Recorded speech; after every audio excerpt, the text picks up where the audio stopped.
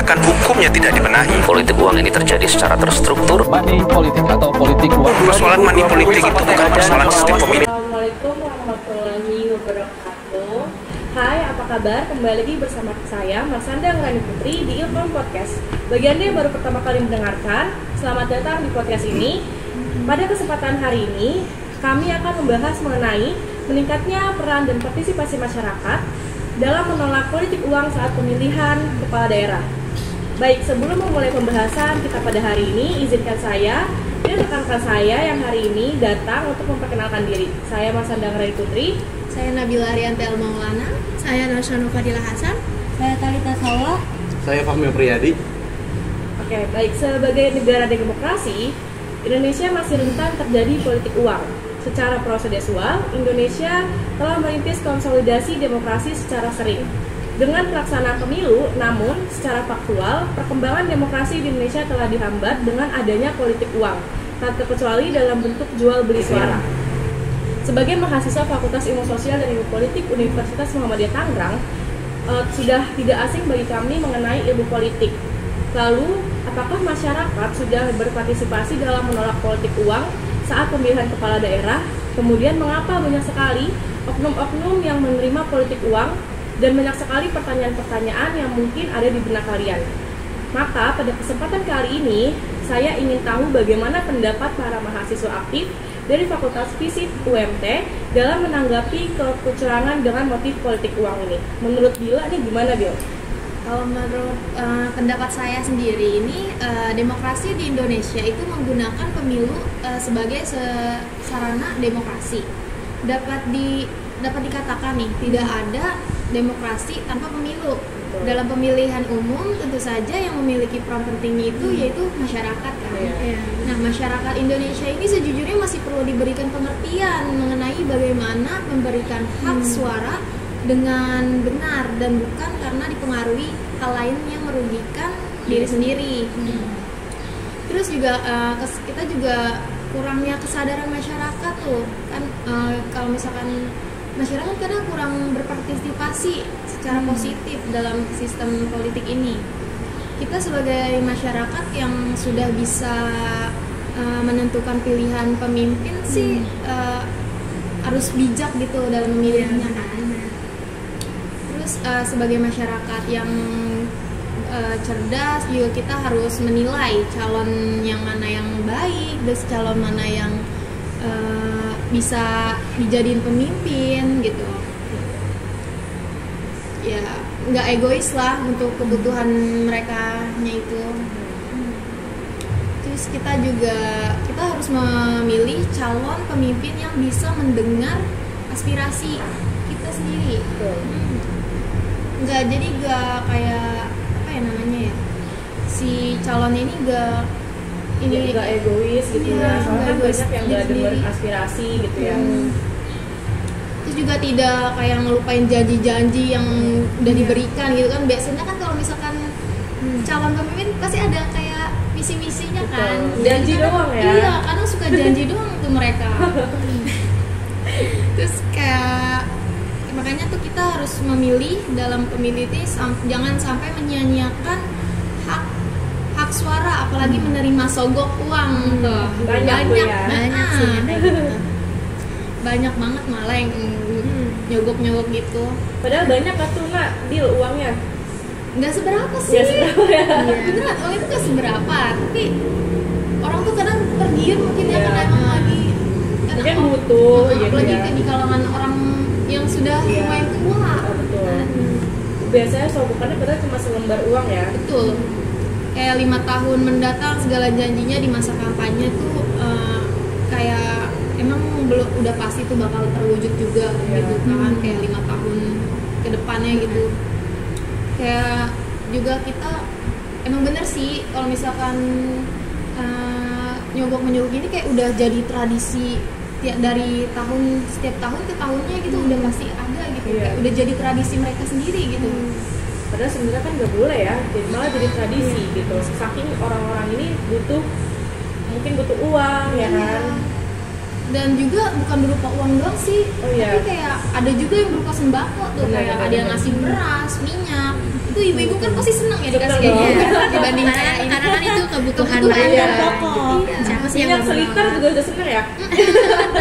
Terus nih kalau misalkan itu gimana nih jika setahun kemudian oknum tersebut tuh terpilih jadi masyarakat kecil makin terintimidasi gitu kan? Iya.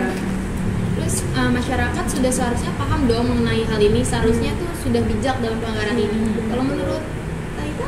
Kalau menurut gua setuju nih sama Bila, karena kan yang seperti tadi yang Bila omongin itu, kalau mereka tuh udah terbiasa kayak menerima uang politik ataupun menerima kayak semacam kebutuhan pokok. Nah tapi kalau misalnya mereka udah ngasih dengan janji-janji mereka tapi mereka melanggar itu gimana? Nah, Ya, Iya sih. karena udah nih ngasih tapi melanggar. karena masalahnya satu pelanggaran aja di pemilu itu nggak boleh loh. Iya, Betul. benar. Apa kayak jangan pemilu lah, contoh-contoh kecil gitu loh, kayak misalnya di jalan raya lampu merah diterobos gitu. Itu mah udah jadi budaya ya. Karena kalau misalnya banyak pelanggaran yang dilakukan oleh calon presiden lah atau wakil presiden yang Atau kepala dipercaya daerah ya. iya, Yang lain. yang dipercaya oleh rakyatnya, mereka aja bisa melanggar, gimana rakyatnya? Betul. Iya, benar. Makanya calonnya itu menurut gua ya harus melakukan sosialisasi ke masyarakat sekitar. Sosialisasi langsung ya. Iya, entah dibuat perkumpulan ataupun sosialisasi masing-masing ke rumah. Betul. Karena menurut gue ya masyarakat Indonesia itu masih kurang minat membacanya.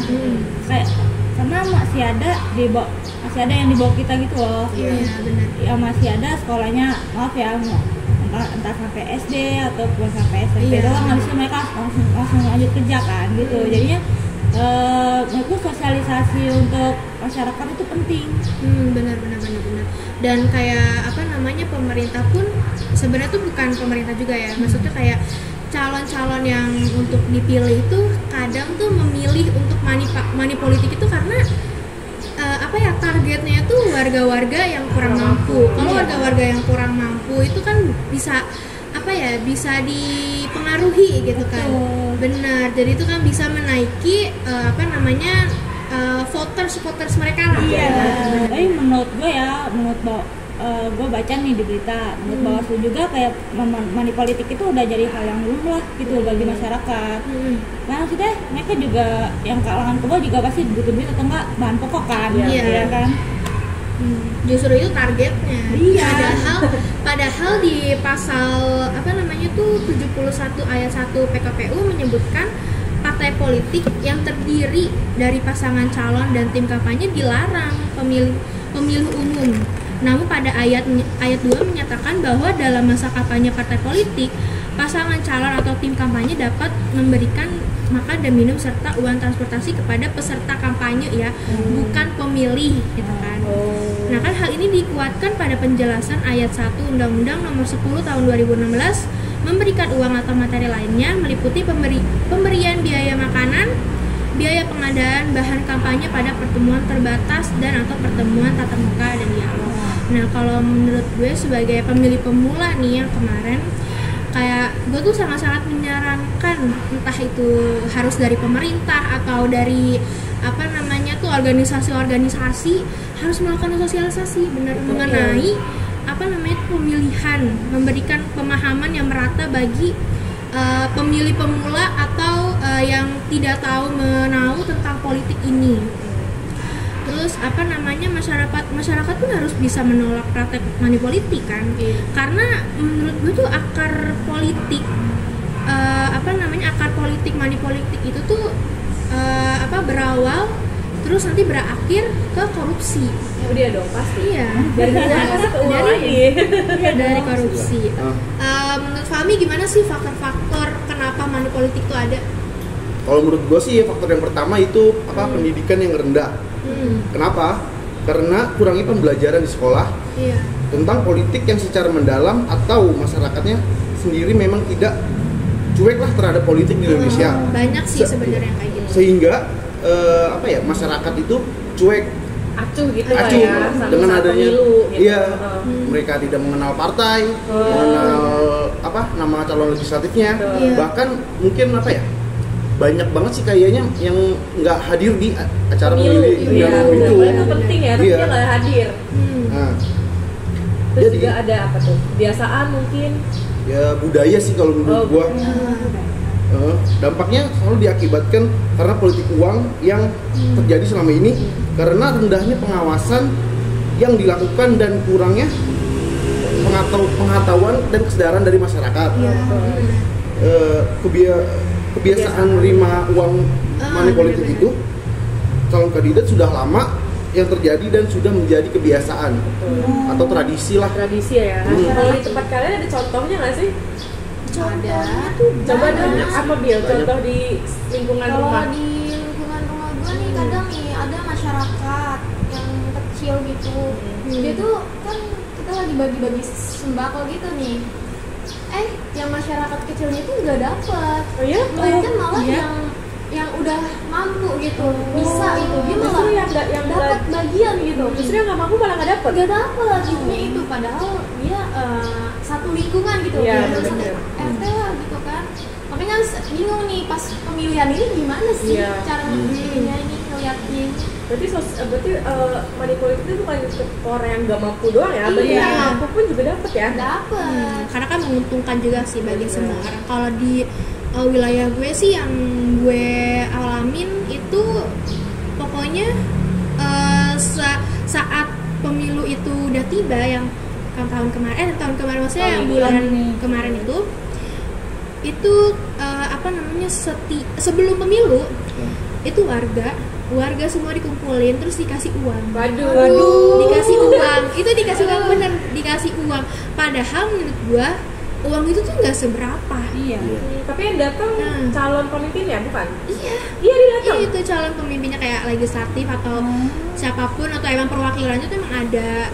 Terus tuh pokoknya warga-warganya tuh dikumpulin terus dikasih uang. Terus disogok nanti kalian pilih nomor ini ya. Nanti kalian pilih nama ini ya. Wah itu namanya apa? Serangan fajar ya? Iya, serangan malam. Itu kayak bukan serangan saat ini deh, sunrise. kayak kampanye yang menjanjikan gitu ya. Iya, jangankan lewat kayak dikumpulin gitu. Kadang sekarang banyak loh lewat medsos. Orang ngomongin yang pemilih dia nanti ditransfer sama jangankan masyarakat ya. Selebgram kayaknya juga dapat nggak sih? Iya, itu yang kemarin tiba-tiba jadi warna biru gitu kan. Dia datang gitu kan. Kok bisa gitu kan keluarganya nomor 1 gitu ya. Tiba-tiba di panggung gitu ya. Di panggung ya. Cerah dia warna biru ya kan. Kita kan bisa media sosial lewat media sosial. Ditransfer gitu ya. Bisa ya selebgram. Rate kartu berapa itu? Itu nggak usah ditanya lah ya berapa. Kalau salah ada nggak salah contohnya? Aduh, kalau di lingkungan gue sih selama ini aman-aman aja ya. Bersih ya. Apa lu yang nggak ngeliat kali Sal? Ada. Introvert lah. Aduh, kalau di Fahmi ada nggak Mi? Sama sih kayak Nanas juga paling rumah gua. Banyak banget. Banyak banget dapet nggak tapi? Nggak dapet. Jangan. Kita kan mahasiswa ya. Sesuai hati nurani kita. Iya. Tapi ada nggak kira-kira yang dapet serangan fajar? Tahu-tahu milihnya nggak yang itu tuh? Itu sudah banyak sih, banyak yang kayak gitu. Kayak ambil dulu aja deh. Iya. Urusan belakang. Gue mau dong kayak gitu. Sebenarnya nggak ketahuan ini kan kita bukan milih siapa. Nah, untuk meringkas pembahasan kita pada hari ini dapat disimpulkan bahwa politik uang saat pemilihan kepala daerah itu sering banget terjadi di lingkungan manapun, sering bahkan bukan cuma kepada masyarakat yang kurang mampu, tapi juga ke masyarakat yang mampu pun dapat gitu ya. Jadi bisa dibilang hal ini money politik ini bukan sesuatu yang bagus untuk dijadikan tradisi atau dijadikan budaya bagi kita gitu ya. Jadi sudah seharusnya dilakukan sosialisasi bagi kami para pemilih pemula agar tidak terjadi pelanggaran hukum yang seperti ini. Oke, untuk mengakhiri pembahasan seru kita hari ini, terima kasih udah nonton. Semoga bisa bertemu dengan podcast kami selanjutnya. Jangan lupa like, subscribe, dan juga komen ya. Terima kasih. Assalamualaikum warahmatullahi wabarakatuh. Dadah.